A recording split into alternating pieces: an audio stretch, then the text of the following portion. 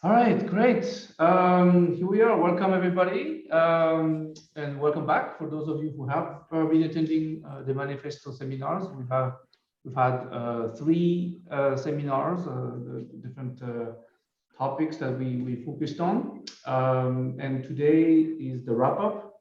It doesn't mean that it's the last of everything, but it's at least the last for this series.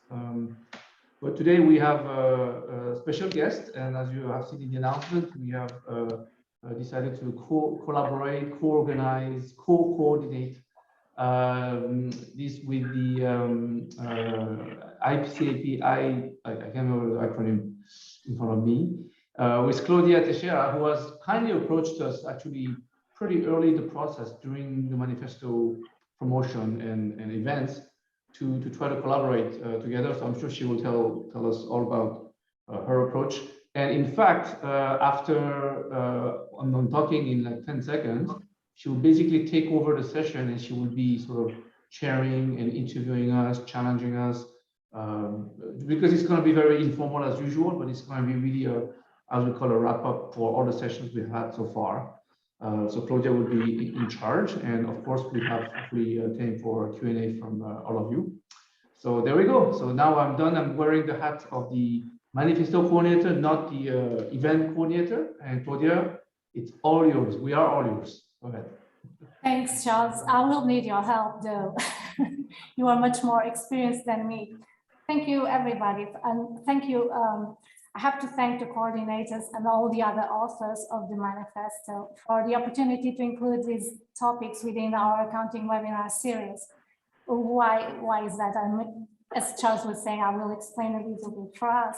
It's important to include topics relating to academic activism, such relating to human rights, animal rights, approaches that are not usually focused or not that much focused within accounting research and teaching. So it was one of the ideas. And then Charles and the coordinators, the other coordinators, were very generous as to invite us to participate in this session by now, coming to this moment and assessing what has happened previously. So very happy for that. And I would like to, because we do believe this work you have done, this piece of work is relevant in terms of teaching, research, and for the academic community in general and the wider community in general. I would like to highlight a few notes about our perception on this work, because as an outsider, we have been discussing with our colleagues, Elena is here, Marta Almeida as well, and a few others. And we thought that what do we highlight about it? I think it's an important piece of work in terms of helping us to center as to a few aspects which relate to our activities within teaching, research, and in general. It draws our attention to the need for us to be more attentive to the world surrounding us and to, bring that awareness also to our activities, and in a way that we blend our concerns as people and what we do in terms of activities within academia, teaching, researching, and not only. So it highlights those aspects. It draws our attention to those aspects. It also highlights the importance of our, the role we play, and we hold a lot of power in terms of influencing others, whether we like it or not, we influence others. So it's a great opportunity to help others to become aware of issues, problems, and challenges that do surround us, and also our responsibility as academics to help those who cannot speak for themselves, the voiceless, as you mentioned in your manifesto, and the vulnerable ones. So it's a kind of a mixture of making us be aware of that, of our responsibilities, of our roles, and telling us that we do have power, and we do have we impact others with our actions. So we do have the responsibility to help our institutions, higher education institutions, our groups where we interact within academia and outside, to highlight and to draw attention to. Hey, good morning. I'm calling to find out about problems, issues, and challenges that affect us all. And then a positive, an even more positive, we think, is that you give your example as like, look, we have done this work together in groups and debating and changing, exchanging ideas. So it's a way to go, to start at least, or to go forward. But I have to say that within research, we would see social and environmental research focusing on some of the topics. And I think that you bring a different blend of topics, which allows us to have a different light and new topics that were not, you know, discussed about. It brings a new light to all that. And it's, again, an idea that we don't, accounting doesn't have to be oblivious to inequality and suffering, and we can all do, you know, a lot within our domain and in our roles. So thank you, and again, very happy. So hopefully this fixes it. To have the opportunity to be here, for us to be here with you all. And yes, that would be my synthesis and my comments about what we perceive about your work. Just a few topics, because there is much more to say, but then I'll stop. And if you agree, I would make a few questions to the coordinators in terms of them expanding their thoughts and ideas about what has been happening so far. Okay, Charles, can I start with you? I have been attending a few of the sessions, as I've mentioned before, and these were really interesting. You know, the debate on different topics always had, you know, so many different interesting perspectives. But apart from the feedback you have been receiving throughout these sessions, what else do you want to highlight, or what other feedback you might have received? Yeah, thank you, Claudia. I think your first opening comments on the nature of our work and the purpose was very well summarized. So thank you for that. And the questions on the feedback. So yeah, instead of going back to each session feedback, they're all recorded. You have seen, hopefully, in the videos. I can give you some sort of off-screen or offline things that have been happening. Some of them are more positive than others. So if I go back, the initial feedback when we had this proposal, it was interesting to see when I think Jianlo get the idea we have to publish this in a journal, and just getting these editors in even the journals that you would think would be friendly. There was a publishing edit, you know, like these publishers. Publishers have all these issues with these copyrights and this open access stuff. But I personally felt that it could have been done better. There could be more efforts. There was some expression of interest from some journals. I'm not here to name them or anything like that, to point fingers. There was definitely different reactions of no response, or to kind of like thank you but no thank you, and then oh yeah, we'll try something. So I have to kind of, you know, I took advantage of the fact that we have the editors of Accounting Forum and we managed to do that. But it was a first impression lesson to see, oh yeah, so this is something that maybe if you talk about, but when you think about doing concrete things to publish things in a journal, things can kind of become different. Overall, there was no so much opposition. Then we managed to publish this. We got a video out. Then we promoted it by various means. Then there were some, you know, I compiled a list of many academics around the world, various sources. Some pushbacks, pretty strong sometimes. Remove me from the list. Don't send me this. Get lost, kind of thing. Those comments, not so pleasant, but also give us an impression that this is why we're doing this, because people are not comfortable when we go outside the comfort zone, which is, for example, without pointing fingers at them, but they're comfortable doing research in capital markets. And if we go beyond that and we talk about indigenous issues and disability issues and LGBT issues, well, that's like very, you know, drastic for them. So you could feel that. There was a little small, I wouldn't call it an incident, but a little episode of the EAA has organized actually a couple of months ago the Decolonizing the Accounting Curriculum event, which I was actually part of the organizing panel. And there was a misconception that the EAA was using the manifesto. We cited the manifesto to justify why we need to decolonize our event. And there was a whole debate, and somebody didn't like the word decolonizing, somebody didn't like put a blog out there and says, how come the EAA is sort of embracing or supporting that kind of perspective only, whatever. So that's the kind of the pushback part. On the more positive side, I've personally received, and I think Love Stewart and Andy may share, because sometimes we receive just one, just to us, encouraging comments, such as it helped me build my paper better, because now I can rely on the manifesto and say, okay, this is why I'm doing this research on LGBT or on South American context or whatever topics we have. The teaching as well. Some people have actually, one or two colleagues out of nowhere email me like, this was very good for teaching purposes. So that's good in terms of, I guess, exposure and impact. But I would say overall, I think the main question we had was, and I think we're going to come back to that, Claudia, is what do we do next after that? So how do we do that? So I honestly don't have a magic formula. It's like asking me how to publish. I do this publishing as an editor, and people think that I'm going to give them like a secret formula to publish in those journals. Like, I don't have anything. So it's just by experience, by sharing. And I think we are here to discuss maybe that kind of parts. But the overall feedback, I would say, except for those little pushback episodes, have been very positive. But you could still see the discomfort of some accounting communities that just don't care about it. And I think personally, it motivated me more. Like, I'm not going to change these people's mind, but I'm just going to make a lot of noise about it, because we have to open accounting in many sense.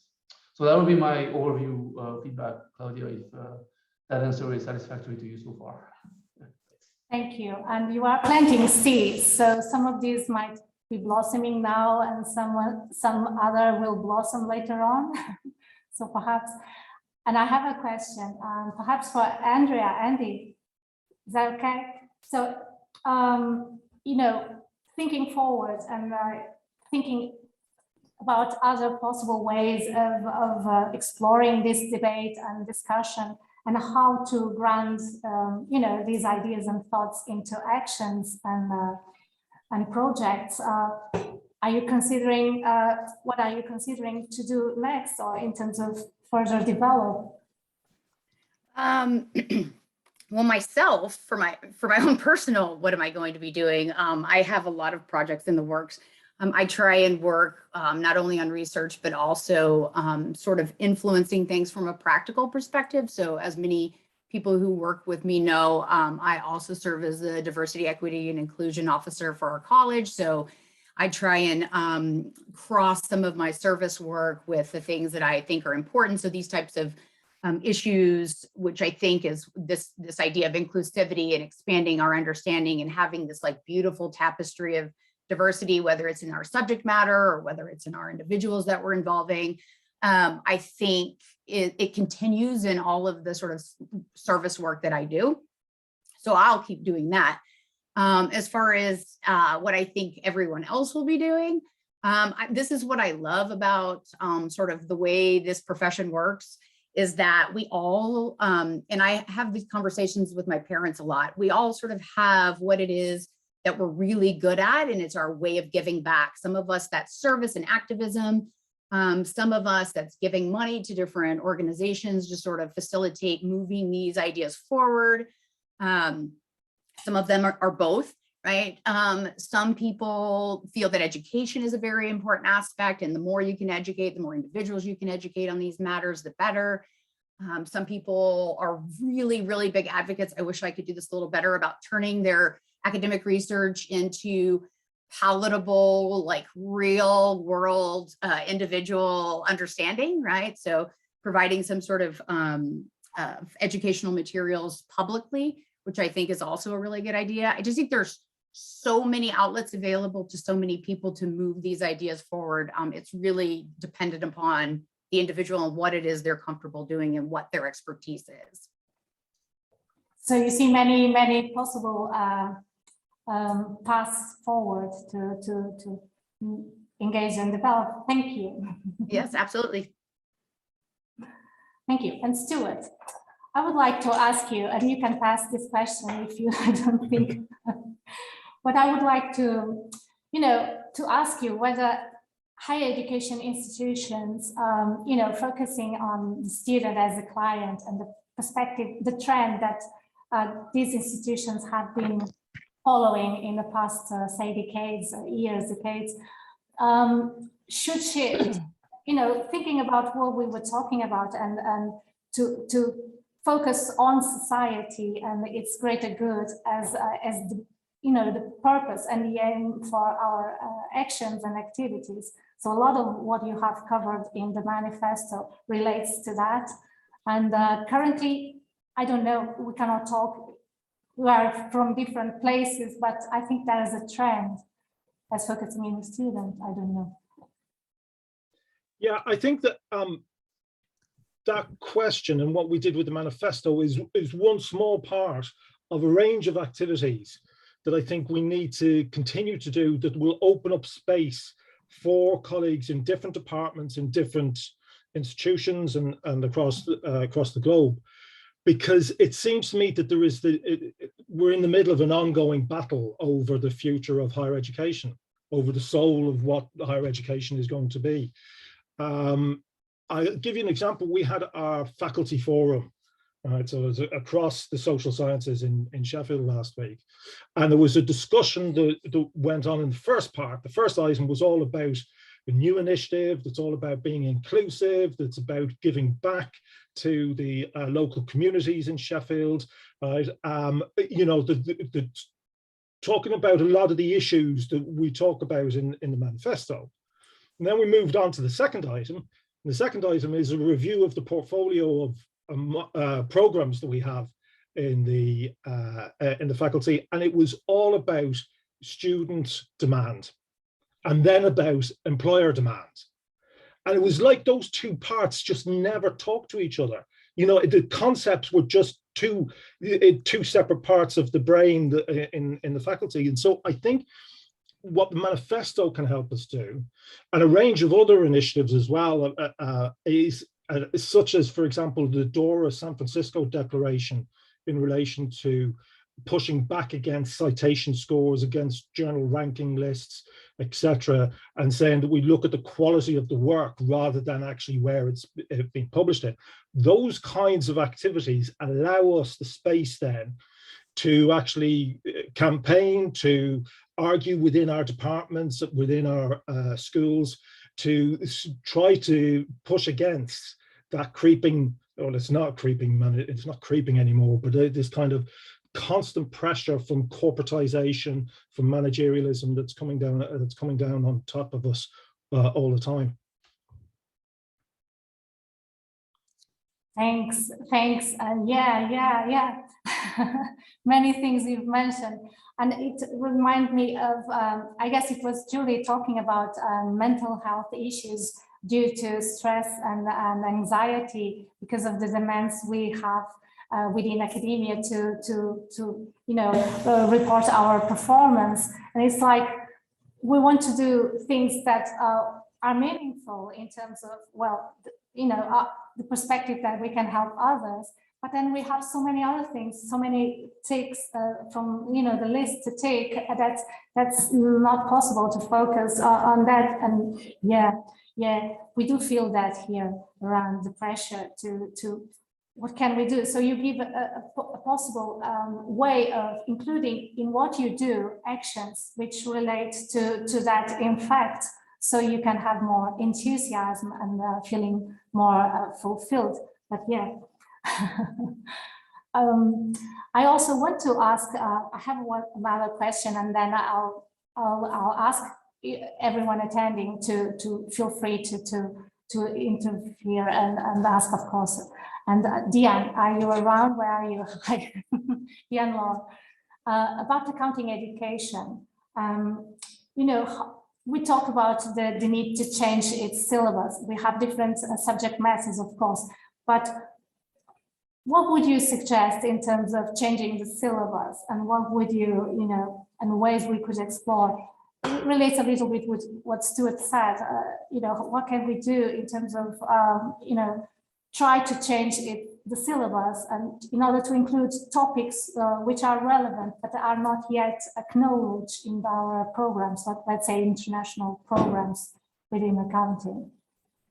Yeah, I think there are a few options here, and I think it varies depending on the country you are, because if you're in a country where CPA is playing a key role, like in Canada, you might want to engage with CPA, as we tried to do for the past years in Canada, for instance. So there's one thing is about engaging with the competency map, and in this case, you really need to harass them. I mean, we've been restless, you know, and sending emails, and I don't know Charles, but they contacted me again 1 week ago, and so you just like to always push and push and push, and it's tiring. But at one point, the competency map is changing, and so this is something that could happen, but it requires some coordination between the scholars within the country.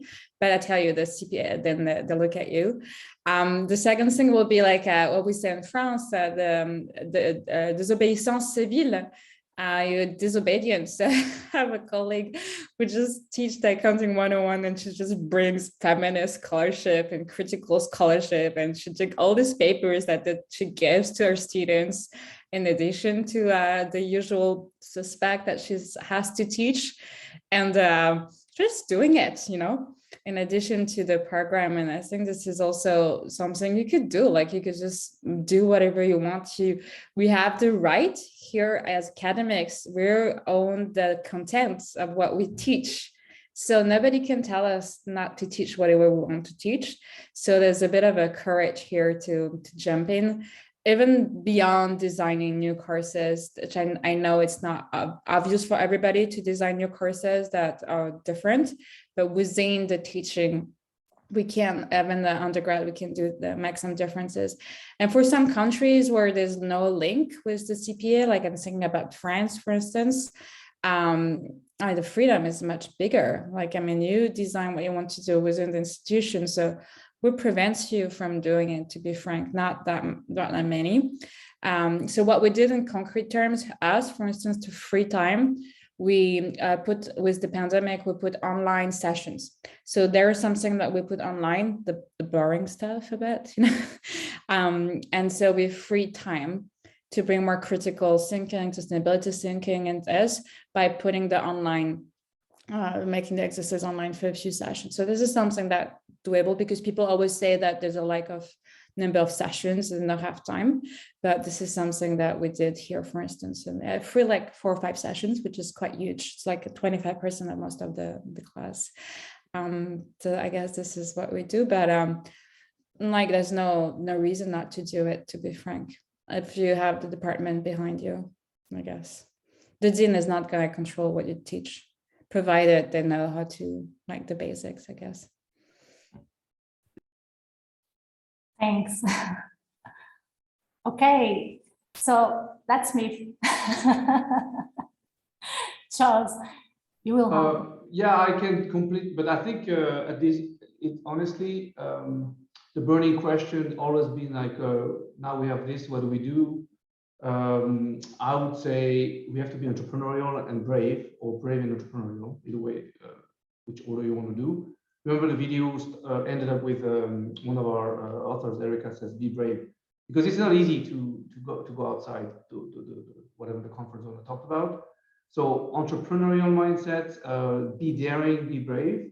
But I would also be very keen on getting any feedback and suggestions from you, like as you know. And I don't want to. We don't really like differentiate ourselves. Like we have the coordinator, the authors, and then the rest. No, we're all there together to try to move, and obviously cutting forward and progressive and open it. So if any of you here in this call, even now, like, so we have now more than 30 minutes, have any ideas, suggestions, questions, but even, you know, when you think about it, and what do you think if you were doing this after the manifesto? I know that Claudia had one other question, but I don't think she asked about different forms of communication. We have video. Can we use like arts? I think it was a great question. I don't know why you didn't ask it, but it was a good question. Like to bring more creativity in terms of how to do this, right? Because we all know that publishing academic articles is not going to take us very far, especially in this sphere.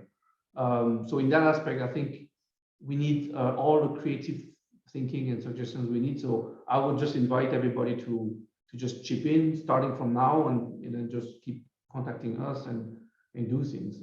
We honestly, I don't know if Daniel and Stuart and Andy know what we will do next. Yeah. The idea of the seminar series, it actually came from one of the authors, Matt Sorolla, who suggested that we do this seminar series. So if any of you has any other thing that we can do and is feasible, then we will try. We will definitely do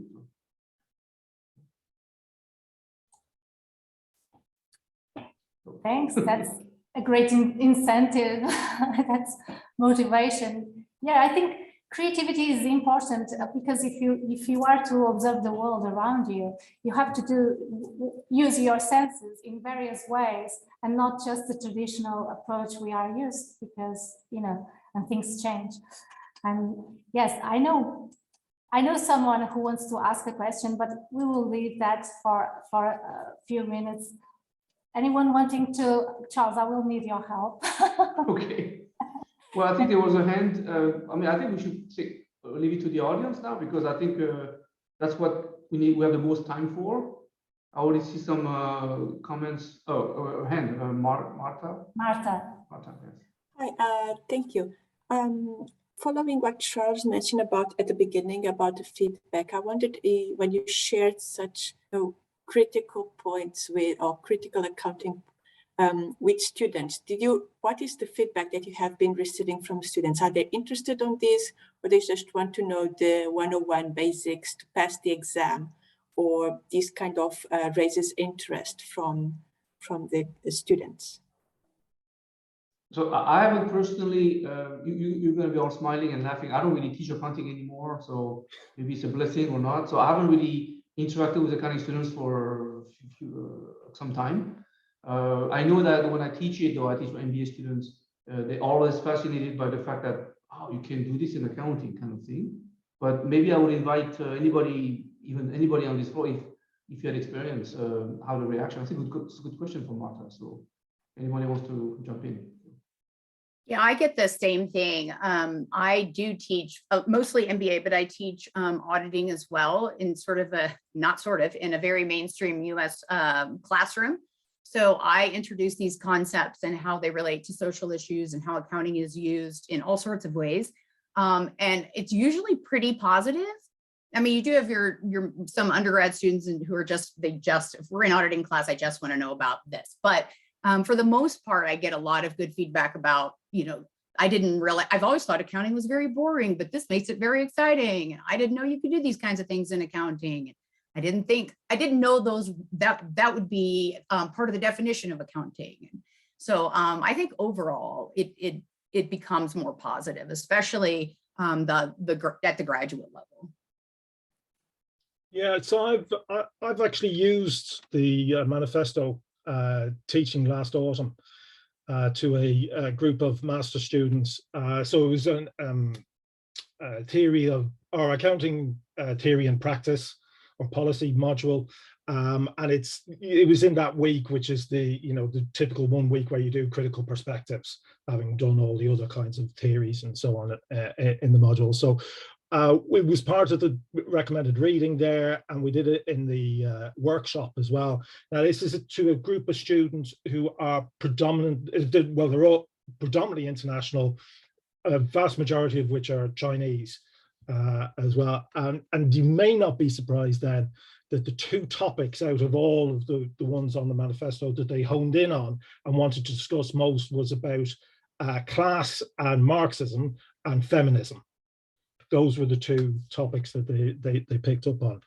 There was nothing in terms of any negative pushback. I suppose it's partly because maybe it was when I was at the University of Birmingham, but Sheffield and other institutions would be the same, where we say we're research led in terms of our teaching. So that means they're used to actually getting journal articles. And Birmingham, Sheffield, and a number of other institutions in the UK are very strongly leaning towards sustainability and even critical perspectives as a key part of the identity of the institution or of the school. So the students kind of knew what they were signing up for, and this was not something way beyond what their expectations were.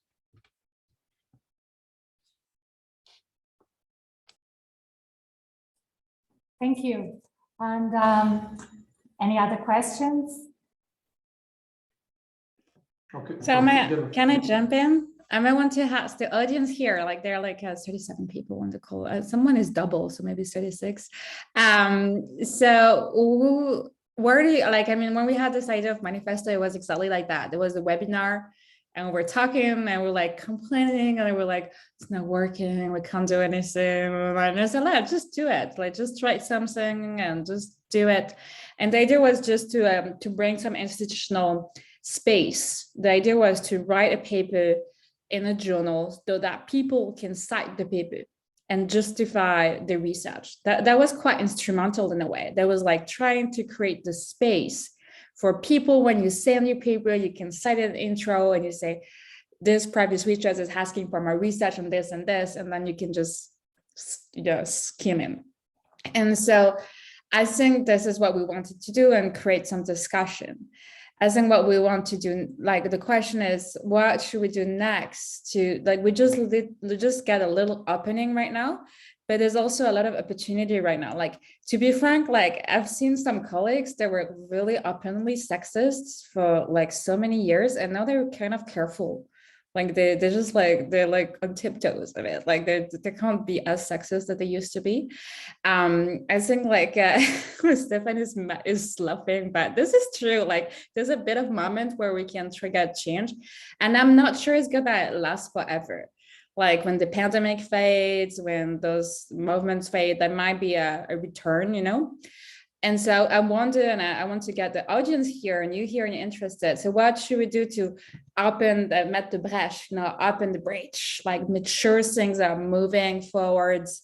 So should we like inundate the journals with papers on those topics? Should we organize a call for paper and special issue across different journals? That'd be interesting, maybe, to have like a special issue across accounting forum, CPA, AOS, who knows?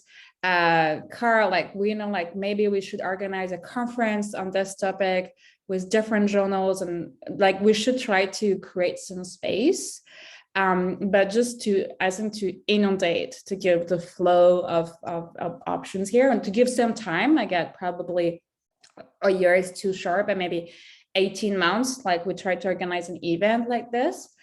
So I don't know, I'm always having some ideas, and Charles is always like complaining after because I've put him to work. I'm like, yeah, what about this?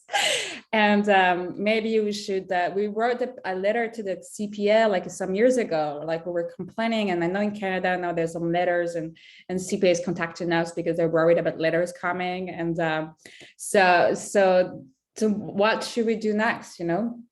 And I think the idea is to have multiple small actions.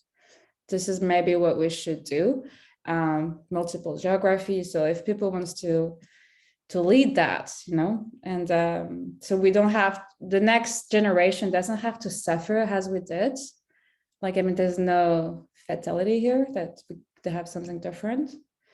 I don't know, just opening here. Charles, what about a co-special issue, co-editing with different journals? That's how the trouble starts usually in these calls, and then General put his idea, and then we gotta get the things done. But I would really say it's not like we're definitely not tireless or anything. It does take a lot of energy. I only have 24 hours a day, like everybody else. General too, Angie too, to her. It's about to really like keep the momentum, but spread the work. I mean, as I want to mention, entrepreneurial. If you have ideas to organize a small workshop in your institutions or in your communities, do that, please. Or do let us know, and it will be good. We've had interest of, you know, I don't know about special issue, but I think at some point we may want to have an in-person event. That would be nice. Online events are now a little bit outdated, and hopefully it's we can get together and meet around this theme. But I would also be happy to have, you know, any authors or anybody who wants to take this forward and in different shape or form. because I don't think I can. We cannot do that for forever. I mean, we will evolve, but to lead these things, we started it. So basically, we need some volunteers to do things. It's completely okay to do that. So anyway, I think that there's a hand from Amenze. Yeah, I think there's already stuff going on. I mean, there are a couple of special issues which maybe not directly emanating from the manifesto, but very much linked to a lot of the stuff which we said. So for instance, I think CPA has a special issue on Southern accounts, which, speaks to some of the stuff we wrote in the manifesto. I think one good way to start would be to try to develop the microsite which we have for the manifesto and pull in some of that information on what's going on around. So we have some sort of a broader view of how the manifesto is having an impact. Yeah.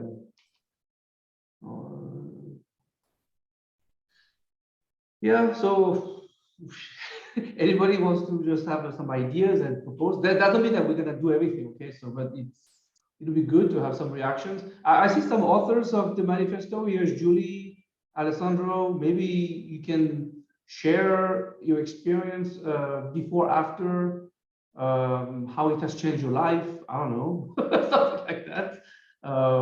Maybe things we could have done better. Be completely open about it. I think, yeah.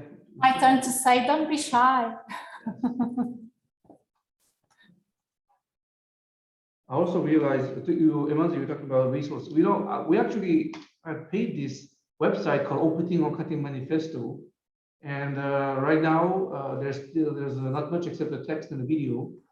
I know that with Julie we started thinking about the website, and then we got another project called Accounting for Impact that kind of took over our lives. But this website, we have bought the domain. It's there. Maybe we can develop something there too to provide the resources.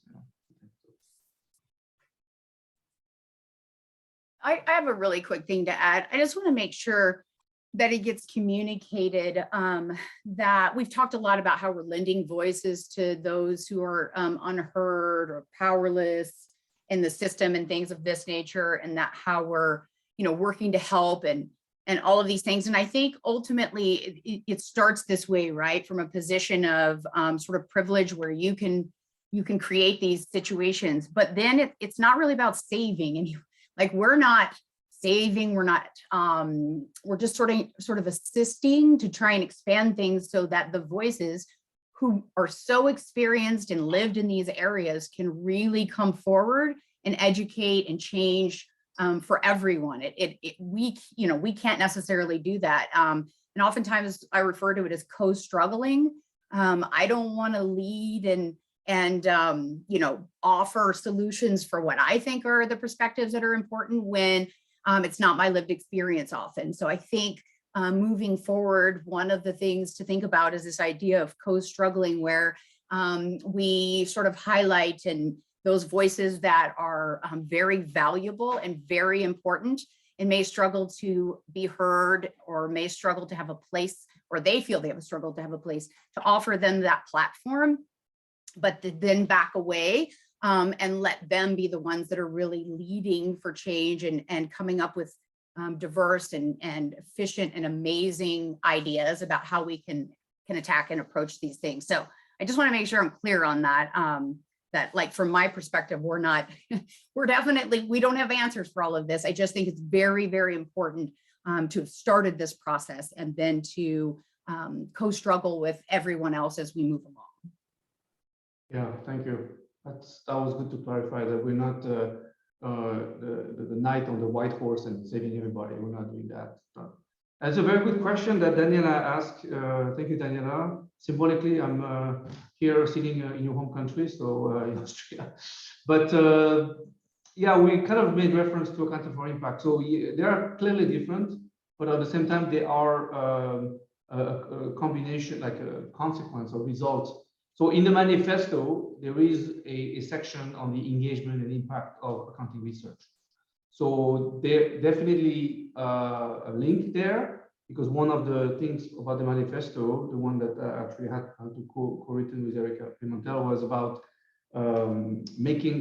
getting out the research out of the ivory tower, make it better engagement so we create more impact. So that's really focusing on that. But actually the accounting for impact, I'll put the website in a minute, it's encompassing all forms of accounting. So even honestly, capital market research, we are happy to help provide support and the tools to achieve that kind of impact and engagement, or engagement and impact. So it's not to be confounded. I know you found a similar people. There's an overlap. For example, Julie and Alessandro are both with me in the Accounting for Impact and Accounting Manifesto. Accounting Manifesto is more really to broaden up and get the topics that are not so common in accounting out there, whereas Accounting for Impact is more for fostering engagement and impact for accounting scholar across the board. And ARN is the umbrella organization that kind of looked at all the critical accounting, alternative accounting, interdisciplinary IPA conference, journals, communities, and CSER is one part of ARN as a member. So I know that some of you are on my personal emailing, you see social media, could be confusing, so I'm glad you asked that. There is a bit of a link, but I would say Accounting for Impact is probably the most general across the board for all accounting scholars, whether they're doing tax research, very mainstream audit research, or very critical research, whereas ARN, CSER, Manifesto is more the favorite word of Yves Gendron, alternative accounts paradigm. So.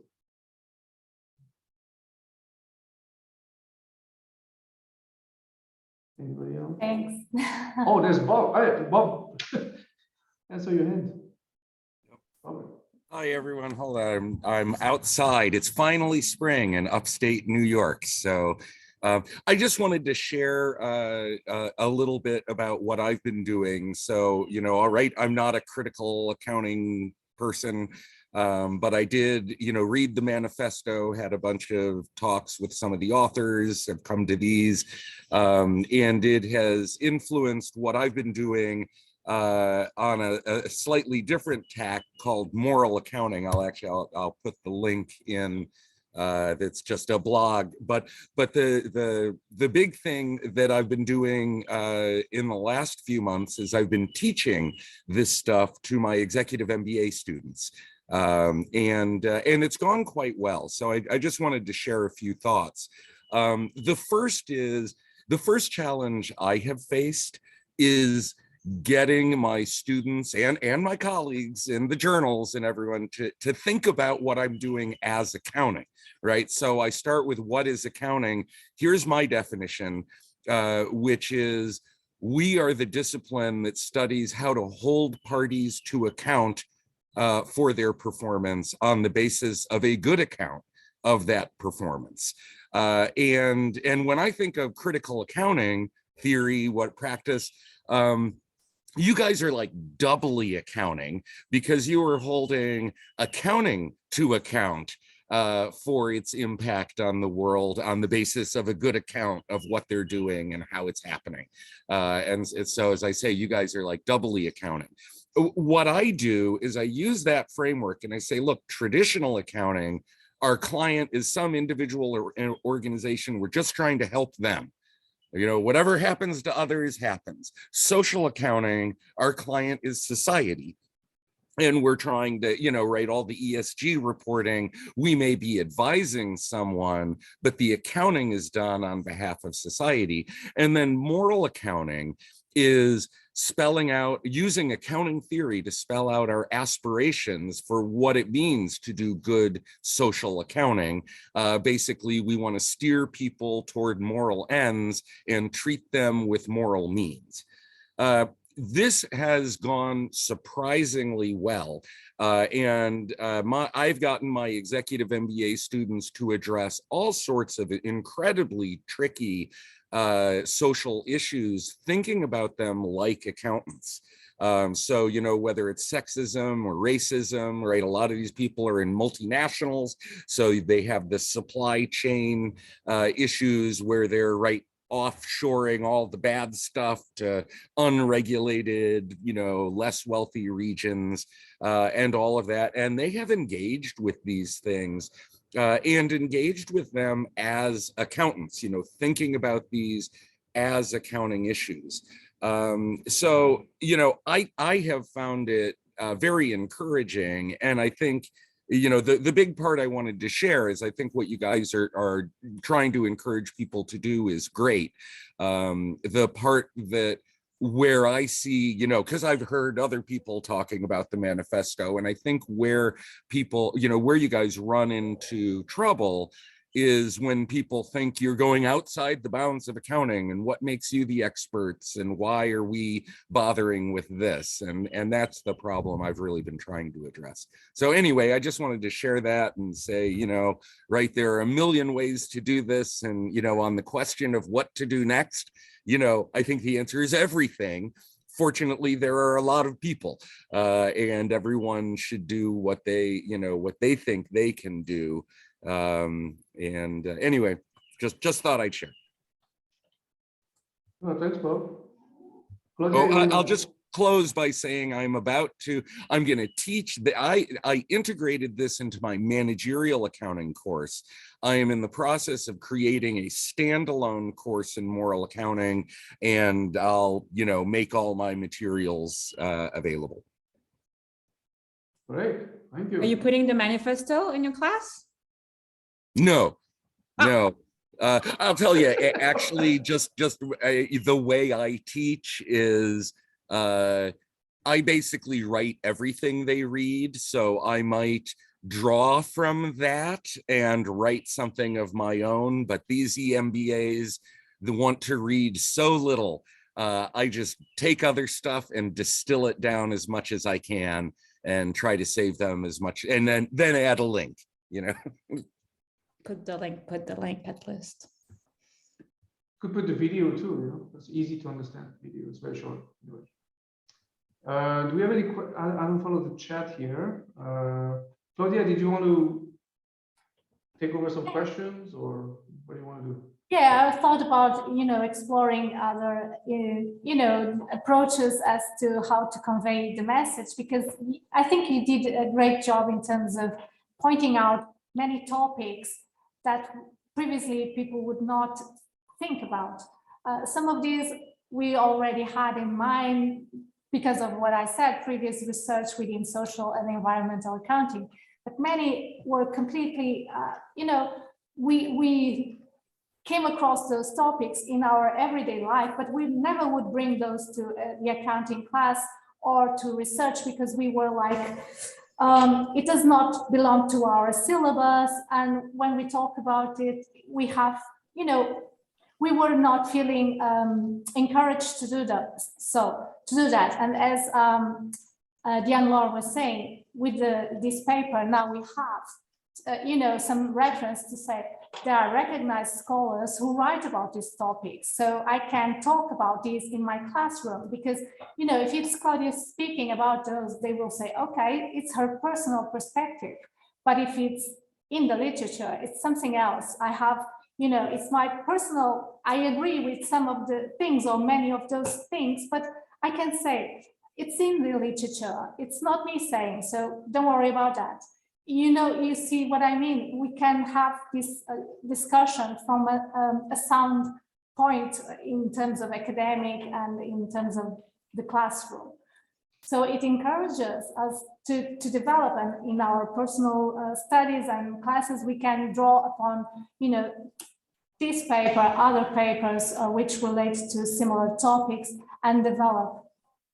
But I think that we should go and go beyond accounting, academia, and our groups and communities, and interact with, that is what I thought about arts-based, explore different ways of conveying meaning, because we can use message, we can use image, we can use sound, music, and it's strange for me to say this, but how many times we see, for example, in music, singers who are activists, and they bring message that is really impactful, and it's powerful, and it comes, and we have to work with younger generations. And as Stuart was saying in the accounting alternative accounts webinar at the beginning of the year, you have to listen to younger generations because they communicate in a different language many times. So we have to pay attention to the ways they understand the world, because if we want to convey meaning, if we want to engage in debate and conversation, we have to be able to communicate at some, and have some common ground. So why not expanding to other disciplinary areas to learn from others as well, to see their views on our area and how to bring those views and, skills and initiatives to this is an interdisciplinary area, and we tend to make it very compartment. You have categories, and life does not work in categories. It has categories, and then everything is blending, and we have to, well, that's my view, at least. Don't know if this helped. If I can just jump in for a couple of quick points. I want to double back onto the question about art and different ways of communicating, and obviously the group around the Queering Manifesto activities have done some great work around this. So if you listen to Nick McGuigan and Alessandro Gio and so on, they've actually employed artists and residents to actually explore these sorts of ideas. I wanted to pick up on one quick example that we had, and it's prior to the opening Accounting Manifesto, but when we had the first Alternative Accounts Europe conference in 2017, we created a stream on accounting and art. We had Sonia Gallhofer came and did a keynote speech and got us up doing a little piece of theatre workshop about the lifestyle and the experience of rhinos in Africa, etc. And one of the things that came out of it, and I'm just going to share the screen for a second. Here's a photograph of Helen Oakes and Steve Oakes presenting their paper on an overture for organizational change and transformation, with Steve, who is a jazz guitarist, has his own jazz band that plays around the north of England. You can see them there actually playing and presenting the paper together. Now that paper is now actually published in CPA, including links and videos to the music that Steve prepared with it.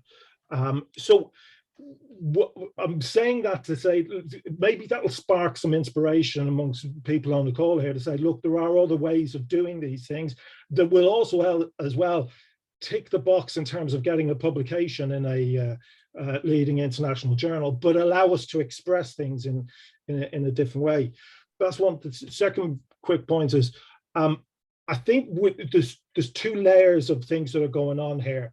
And I think that for the four of us, the coordinators and some of the others, I really like the idea of actually doing something face to face, maybe in 12 or 18 months time, maybe that relates to a special issue or a book of papers that comes out and so on. And I've been spending time learning about the history of the interdisciplinary critical accounting projects.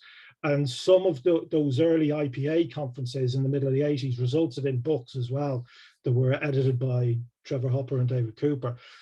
That's at one level.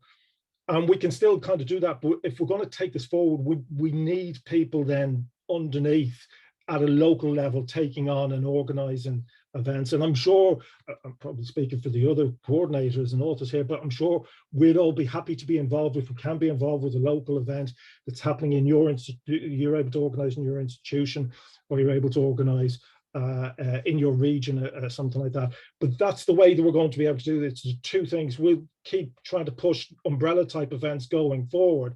But if we're going to really embed this, it's going to have to come as well with people on the call taking on and saying, okay, I'll do something, I'll organize something, and we'll come and help and support you with that. Thanks. I would also add that the link, another question that Daniela asked about the links, AARN, the Alternative Accounts Research Network, which I will post now, has actually created a link, a separate tab for us, so that people could leave comments. So far it hasn't been so active, but this is we're trying to. We don't want the manifesto to be just a one thing done, check, and then eventually be cited.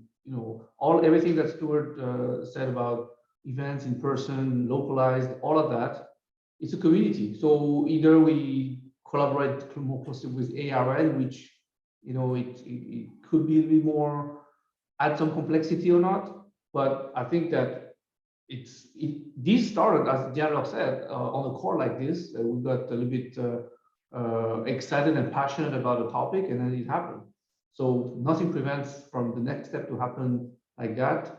I know most of you haven't expressed your thoughts, maybe because you are shy or tired, but please do reach out, and really we are looking forward to hearing, because in the next few months I don't know exactly what we will be doing. We'll think about it, but we need your help. So I'll probably send an email to everybody who attended all the seminars, because that means that these people are interested, and you included.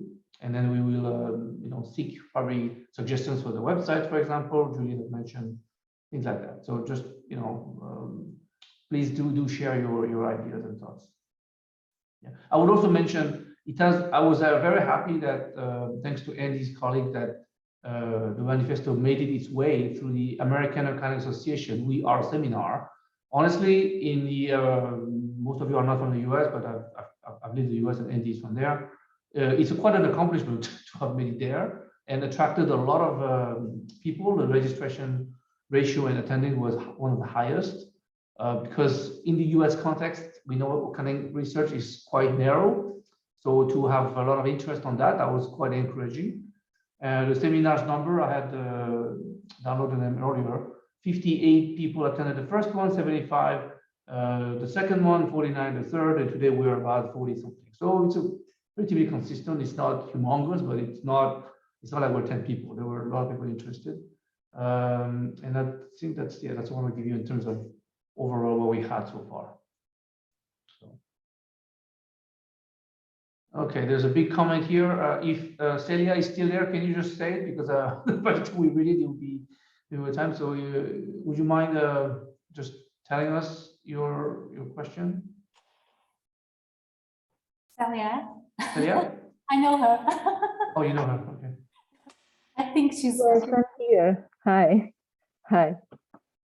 Well, I would like to know, I'm new at these teams, and I would like to know, I'm a teacher for cost management, cost accounting, and usually I try to highlight to my students to see behind the numbers. Is that a contribution to this change that you want to do in accounting? Because when we usually controllers or accountants look at numbers just as numbers, and for example, human resources costs, I think we must look at them not just as numbers, but as persons and our major investments.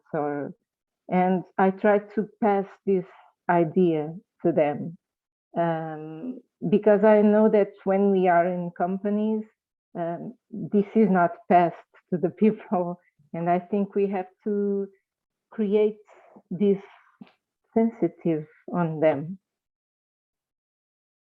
I think that's a contribution. I think that's a big, I'm talking too much, but yeah, to me it's a big shift of mindset to teach accounting the way that we used to do, and now we should be doing by the way you described. Yeah, I think so. Okay. I don't know how I can contribute more in my classes for them to change their view on accounting. Maybe I don't know what level you're teaching, but sometimes there's the problem with academic papers, research are good, but they are kind of hard for students to understand them, right? Even for us sometimes. So I don't know if there is a way, this is where maybe Accounting for Impact, that kind of role we play to try to get your own research or somebody else's research to try to translate into more accessible type of materials for students. Because I also use, honestly, like academic articles. I try to choose the most readable one, digestible one. But that's probably the only other way to really say, okay, this is supported by, evidence, theoretical, empirical evidence. What should we do? I don't know. Okay, thank you. And may I say this, and also go beyond, what we teach in the classroom, like, for example, in financial accounting, it's like financial statements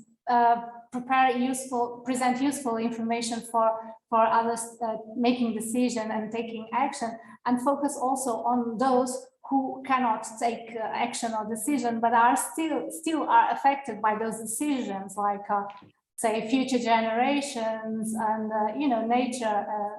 So it's important to highlight that there is more, and we are not portraying information in a efficient way when we are oblivious and we ignore what is not visible within our financial reporting. And Robert. Yeah, so I put in the chat that, even better than looking behind the numbers and where they come from is looking at the impact of using those numbers in holding people to account. And that's where, because I teach a bunch of cost accounting, and I'll just use the example of standard costing, where we are setting up these standards of what we think people should achieve. And then if you fail to hit those numbers, we book it as a loss. It's actually, right, you've made the company poorer. And then we hold people, responsible. We make them own those numbers. And that can be done well, and that can be done poorly. And when it's done poorly, it makes for a miserable, immiserating experience for the people who are being held accountable. And that's where, and I actually want to just pivot from that to the Querying Accounting Manifesto, and sort of generalize the point that's made in that paper a little. Because norms are everywhere, to the extent that, right, if you take a really broad view of querying, it's basically just rejecting existing norms. The thing about accounting is that it is always relying on and imposing its own norms, and the way we normally teach it is we just accept those norms. We don't really question them, right? We just convey them to our students, and we're done, and they've learned accounting. And so one way that I sort of think about what I'm doing is I'm getting them to, and this is great in managerial accounting, because managerial accounting firms are creating their own systems. Everything is open to question. And just getting people to look at these systems, understand what assumptions it's making, what norms it's imposing, and then asking them to rethink them is a really powerful thing for these, and again, I teach execs. So they are actually, they feel very directly how they are being held accountable by these systems, and they understand their power to actually change them, often in small ways, right? But anyway, it's again, I've found that a very useful way to communicate with students. I think, Celia, you got a good answer, and Robert kindly offered to share his materials if you email him, so I'll do that too, so we can know about the moral accounting and how it does in the cost accounting. So I think we are a bit over time. I know it's a great topic, but I'm conscious of, you have other calls and meetings we could go on. So I think, Claudia, unless you have last final thoughts on this series. I know it's a bit of a strange feeling where this is the final of this series, but we will hopefully have more. I'm sure it's not the final one. I'm sure it's not. And I thank you for the opportunity again for us to bring those topics to discussion and awareness, the manifesto itself, because it entails a lot of issues. Thank you, Charles, and thank you, Stuart, Andrea, Diane, and all the other authors who are here with us. That's my... And thank you, Claudia, for doing this. I think it was a great collaboration. We really appreciate that you reached out to us, kind of almost out of the blue, like, wow, somebody's interested in us. Everybody, I would say, be brave, keep up the good work, and hopefully we will reconnect in some other forms, in person, ideally, or others. So thank you again, and be in touch. Thank you very much. Ciao, thank you. Bye all. Thank you. Thanks. Good afternoon. Goodbye.